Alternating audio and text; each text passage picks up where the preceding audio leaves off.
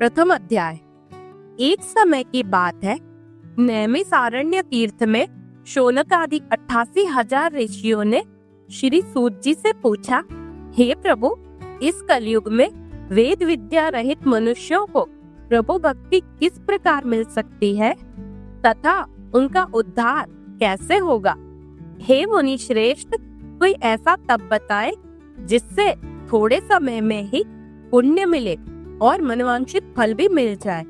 इस प्रकार की कथा सुनने की हम इच्छा रखते हैं। सर्व शास्त्रों के ज्ञाता सूत जी बोले, हे वैष्णवों में पूज्य, आप सभी ने प्राणियों के हित की बात पूछी है, इसलिए मैं एक ऐसे श्रेष्ठ व्रत को आप लोगों को बतलाऊंगा जिससे नारद जी ने लक्ष्मी नारायण जी से पूछा था और लक्ष्मीपति ने मुनि श्रेष्ठ नारद जी से कहा था। आप सब इसे ध्यान से सुनिए। एक समय की बात है, योगी राज नारद जी दूसरों के हित की इच्छा के लिए अनेकों लोकों में घूमते हुए मृत्यु लोक में आ पहुँचे।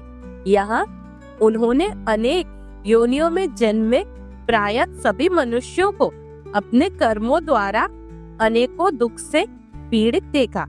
उनका दुख देखकर नारद जी सोचने लगे कि कैसा यत्न किया जाए जिसके करने से निश्चित रूप से मानव के दुखों का अंत हो जाए। इसी विचार पर मनन करते हुए वह विष्णु लोक में गए। वहाँ वह देवों के ईश भगवान नारायण की स्तुति करने लगे, जिनके हाथों में शंख, चक्र, गदा, पद्म थे, गले में वरमाला पहने हुए थे। स्तुति करते हुए नारद जी बोले, हे भगवान, आप अत्यंत शक्ति से संपन्न हैं। मन तथा वाणी भी आपको नहीं पा सकती है।